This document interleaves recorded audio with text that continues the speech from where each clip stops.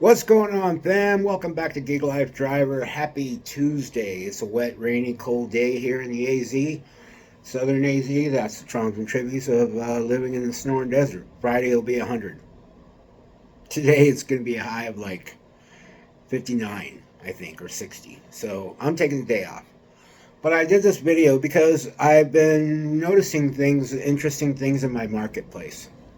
And just want to kind of touch base on a couple of them. Um, First, let's talk about the summer slowdown. So, for us here in Southern AZ, the college students leave in May 15th, and that's a big chunk of deliveries for a lot of drivers. Myself, I get 3 or 4 a day for a college student delivery, so I'll have to make that up. That means maybe put an extra hour in. We'll see how that goes. And taking offers that are might not logistically make sense just to cover my minimum to make every day. I'm okay with that. Last year it was rough, but I got through. I made some financial mistakes, and that's something I wanted to talk about. Is that like I was using a firm to get um, items I needed for my scooter, oil, etc., and I had to pay that payment every month. Well, that payment every month tacked on more time for me to try to make that money. And it was, I was coming up short in some cases. In some cases, I was even overdrawing my bank account and causing an issue there. I'm thankful that I was able to get myself out of that, underneath that rock that I put myself into. This summer, I'm not doing that. So I have um, one affirm loan that I'm ready to pay off. It's got 2 more payments and I'm good. And I think I'm going to just go ahead and pay the full thing and get rid of it. That way I don't have that hanging over my head over the summer. Over the summer, then I have to just worry about my utilities and my rent. I'm That's much easier, and food, and that's much easier. And if I need oil and gas, obviously for my scooter, my moped. But yeah, other than that, that's what I'm trying to do to kind of prepare myself for the summer slowdown. Now, as far as the summer slowdown is concerned, we have this government, and I'm not getting into the politics, guys. I'm just telling you what's going on. With this administration, they're advising do not travel out of country. You may have a hard time getting back home, depending on your ethnic background. Since we are a melting pot, that puts a lot of people in jeopardy. Also, they're talking about not even crossing state lines because you might have a hard time getting back. One thing I discovered with that concept was that if you're going from like a purple state to a blue state, or a blue state to a blue state, or if you're going from a blue state to a red state trying to come back in the blue state, I think you're going to have a harder time that way. If you're going from a red state to a red state, I think you'll be okay. But I'm not 100%. I'm not out there trying it. This is just thought of common sense idealisms that I'm thinking about, that what could cause this issue that they're talking about. So with that, there's a chance that there'll be a lot of in-city vacations, like staycations. And we have a lot of great resorts and golf places here. We're like 40 minutes from the mountains. No, yeah, about 45 minutes from the mountains, maybe an hour. And so there might be a lot of staycation, which could result in a minor summer slowdown instead of like last summer. It could be different because if the cities are offering specials on resorts like our city does every summer, the locals can take advantage of that, go to a resort, nice resort, go swimming, water slides, whatever. So only time will tell with that. I'm kind of hoping that it'll be a lot of staycation and that we'll get more offers. The offers won't do the summer slowdown as dramatic as it was last summer. So then, on top of that, now I'm seeing immigrants changing of the guard, if you will. Um,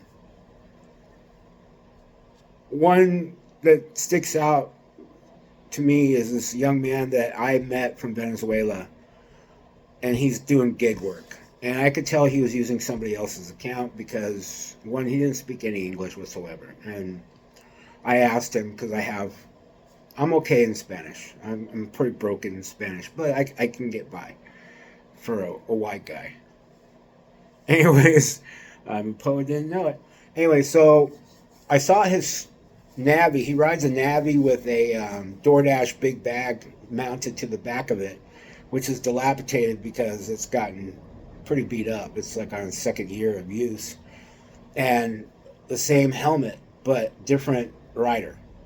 So the young man that I met riding that red Navi and wearing a pink style fighter jet helmet from like Star Wars style helmet, um, to another different guy, thinner guy, and I didn't see the guy's face. I just walked up and thought it was the guy I knew. I was like, "Hola, what's qué pasa, mijo?" Mijo means my son. I'm an old man, so he's young, and in Spanish culture, there's a lot of that going on. And he turned around, and he just kind of confused, and I'm like, "Oh, sorry, man. I thought you were somebody else." Well, he didn't speak any English, so he didn't really understand what I meant there, and I don't have the verbiage in Spanish to tell him that. And he just smiled and, gave me a dab, and I just went on my merry way. So the gear they're using stays the same, but the drivers of these scooters and mopeds and electric bicycles are changing. So, like, this one guy was here, he's gone. And then I noticed another guy that rides the PCX, Honda PCX, a black one. That original guy that rode that last year is not there anymore. There's a different guy riding it. So the immigrants not only are using rented accounts, maybe even fraudulently using stolen accounts, they're also switching out people to use the delivery vehicles. So it's interesting to see that going on in my marketplace. Is anything happening about it? Not really. There was a small crackdown that DoorDash did, and I did see less immigrants that were undocumented immigrants that were delivering in my marketplace. Before that all occurred, there was like probably 10 of them running around, and men and women, and now I've seen 3. So I don't know, I mean, I'm not hating. Do what you got to do. You know what I mean? Like, just do what you got to do. As long as I'm still making my money, I'm good with everybody. Even if I wasn't making my money, I'm not going to go and blame somebody else. I'm just going to make a decision in my head like, okay, well, now I need to figure out my new parameter of working. Do I go to nighttime? Do I do this? So that's what's going on with the marketplace in my area in southern Arizona and Tucson area. And still having the undocumented immigrants doing DoorDash, but not as many as there was.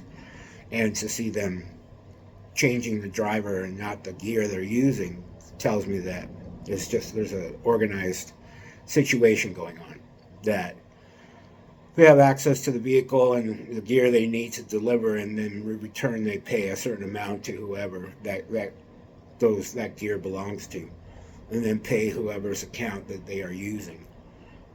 It could be even farther of an organized situation where that there's a group of people that have accounts and they rent them out to these undocumented immigrants and provide them with the vehicles, and then they get percentages of everything.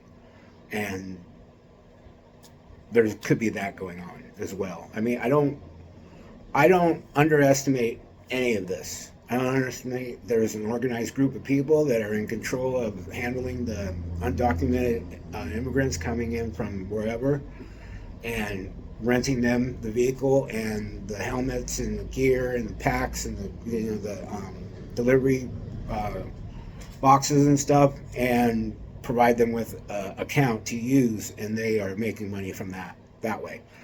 That wouldn't surprise me.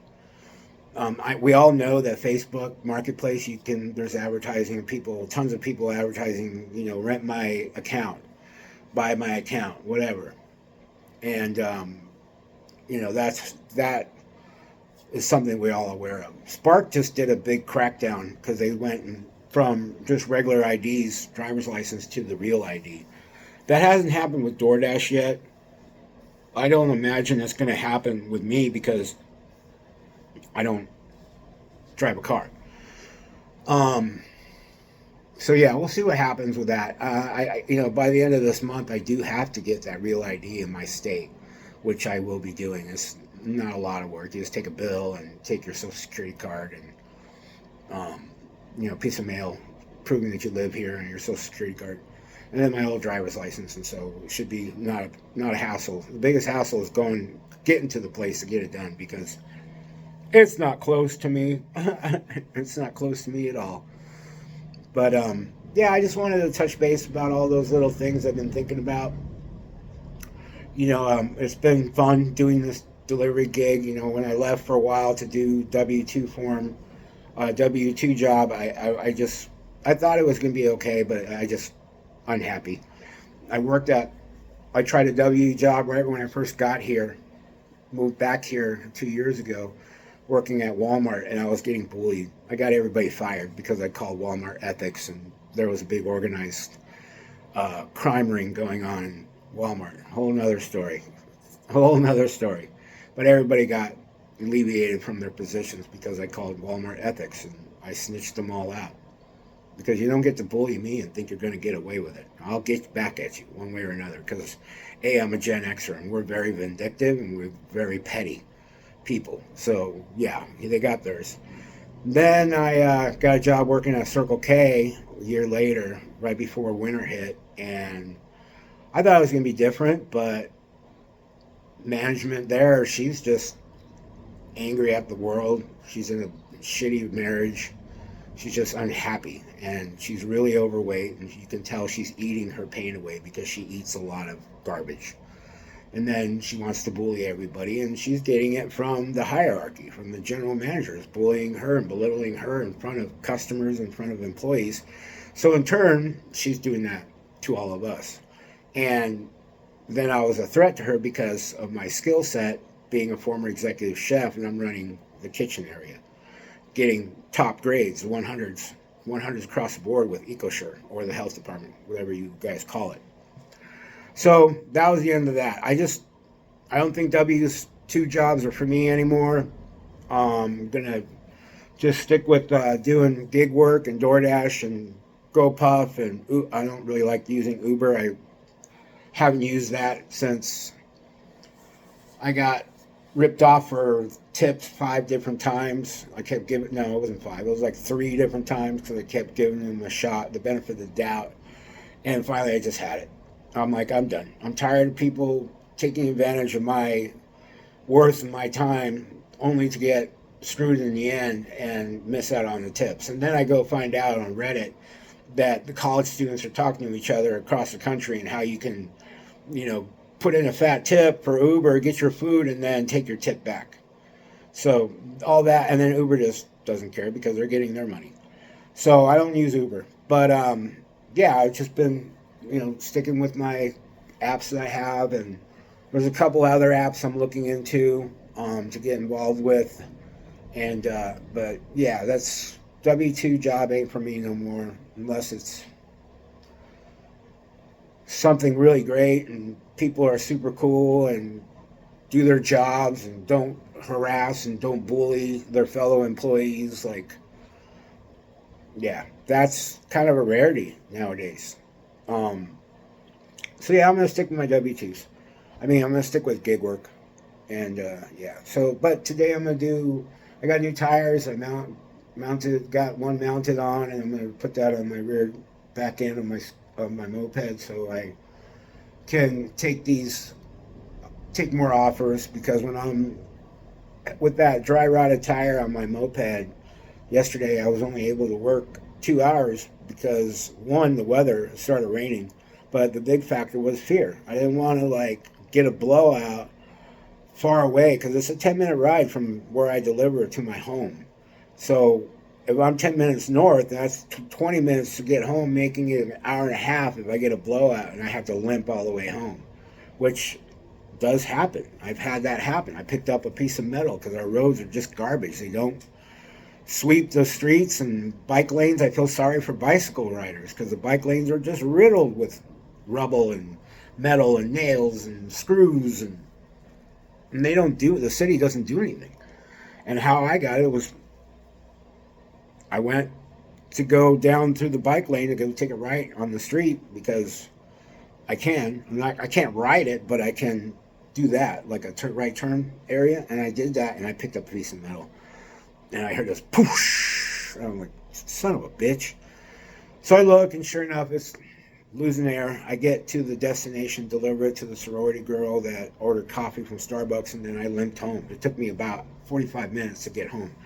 I'm riding with my legs like stabilizing so my back end doesn't wash out, and I rode a flat all the way back to my house. And it took 45 minutes to get home. So I don't want to go through that again. That was a big pain in the ass. My legs hurt for a couple days. It's like kind of working out, and my core was sore too, stomach muscles, which was great. I'll take the workout, but not that way. So, but yeah, those are some of the traumas and tributes too of doing delivery work on two wheels. You know, you got to watch out for thorns, you got to watch out for debris in the streets, you got to watch out for things that can pop your tires, things that can cause leaks and flats. And that's why a lot of us that do deliver on bicycles, we have our tires filled with green slime. It's the best thing ever. And we carry an extra pump, a little pneumatic pump. I carry a little pneumatic pump with me for that purpose when I'm delivering on my e-bike. But yeah, even on my moped, I still carry that little pneumatic pump with me just in case. But yeah, other than that, gang, it's been good being back doing gig work. It's interesting seeing the change of people from the undocumented immigrants coming through to deliver. They're all very nice folks. I've met them all, the three. One young lady and two guys. Very nice, nice people. But yeah, that's about it. I hope you guys have a blessed day. Make sure you subscribe, thumbs up, maybe leave me a comment. I love comments. I always get back to you guys. Yeah, that's about it. I'm trying to grow this channel and monetize it, and thank you for all the new subscriptions and all the guys and gals that have been with me from the beginning. Peace be the journey, brothers and sisters. Welcome to Gig Life Driver.